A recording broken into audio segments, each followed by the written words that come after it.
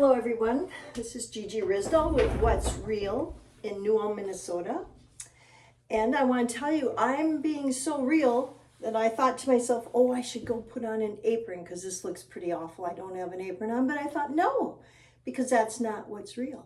What's real is I'm doing this I made sure there's no dog hair on me, no cat hair, no human hair, but I decided, no, I'm not going to go make it look different than it was. I'm just here in an old shirt, again, rolling out tea rings. I already told you how I got the recipe for tea rings, because I gave somebody something and then God outgave by getting me this wonderful recipe. But the reason I feel that God told me to start, or to go get the phone and make a video, is I'm listening to Victor Davis Hanson. He's this wonderful guy.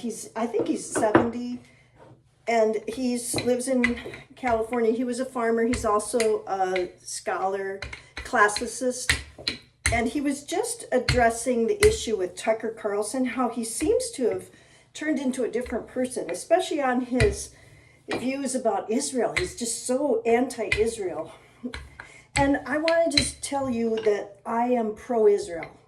And Victor Davis Hanson mentioned that a big part of why he thinks it's important that the United States be pro-Israel is because the Judeo-Christian tradition comes out of Israel.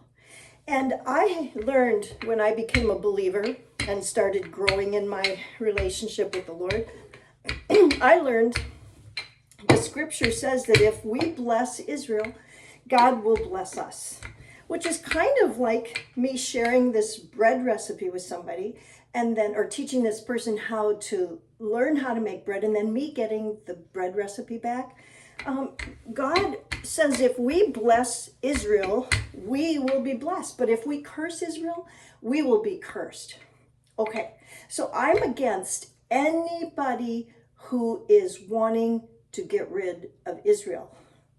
And the God of Israel is the God of Abraham, Isaac, and Jacob, not the God of Allah. Allah is a false God. And that might be the one area where I could be setting myself up as a target for people who are radical Islamic people to want to harm me or my family. And that is a tough situation, but I'm going to pray that God protect my family. I really don't care. I think if they got me, it might even further my words of being pro-Israel, at least for my family, that I wasn't afraid to take a hit for the Lord. I know that all sounds so silly, but I am pro-Israel. I love when I meet somebody that I know is Israeli. I walk up to them and I say, I stand with Israel. And I do, and I don't do it just to get the blessing, but God chose the Israelis as his people.